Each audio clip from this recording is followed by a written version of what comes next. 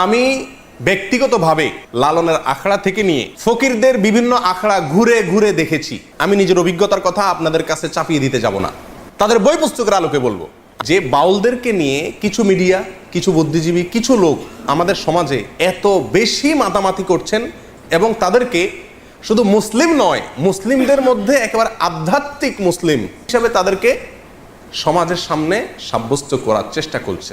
বাউল হলো লোক সম্প্রদায়ের একটা সাধন ভজন গোষ্ঠী, যারা গ্রামে গঞ্জে গান গেয়ে ভিক্ষা করে বেড়ায়। বাউলরা কোনো মসজিদেও যায় না, কোনো মন্দিরেও যায় না, কোনো ধর্মগ্রন্থে তাদের বিশ্বাস নাই। বাউলরা সাধারণত নারী পুরুষ মিলে যৌনাচার করে, এটাই হলো তাদের ধর্ম আর এটাই হলো তাদের সাধনা। এটা কার বক্তব্য? বাংলাপিডিয়ার বক্তব্য।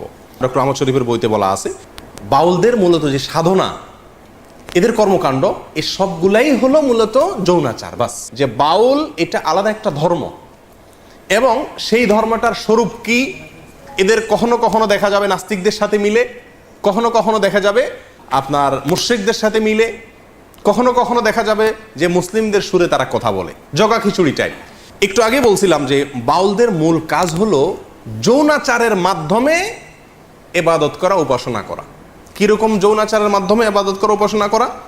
বাউলদের সমস্ত কর্মকাণ্ড হলো দেহকেন্দ্রিক, নিজের দেহকেন্দ্রিক। মাথা থেকে পা পর্যন্ত যে দেহটা আছে না, এই দেহটা নিয়েই সমস্ত ইবাদত বন্দেগী। মসজিদ না, মাদ্রাসা না, কোরআন না, হাদিস না, হজ না, জাকাত না, রোজা না, নামাজ না, কিচ্ছু না। সমস্ত ইবাদত বন্দেগী, সমস্ত সাধনা, সমস্ত ইবাদত উপাসনা সবকিছু হলো এই দেহকে কেন্দ্র করে। প্রত্যেক বাউলদেরই কমপক্ষে একজন সাধন সঙ্গিনী থাকে, মহিলা, যার সঙ্গে বিয়ে হওয়া জরুরি না, আরেকজনের বউ হতে পারে।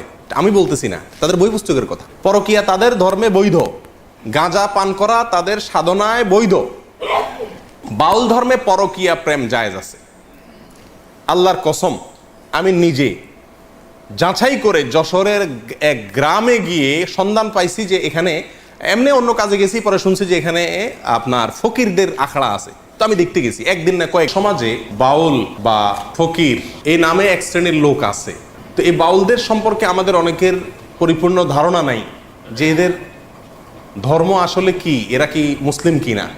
সাধারণত আমাদের সমাজের মানুষ জানে বাউলরা সবাই কি মুসলিম।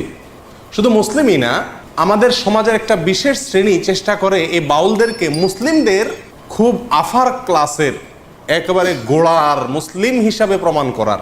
এবং সেজন্য আপনারা জানেন বাউলদের যে গানগুলো আছে, বাউল গান আছে না, এই বাউলদের গান কবিতাগুলোর মধ্যে প্রচুর পরিমাণ আরবি শব্দের ব্যবহার আছে।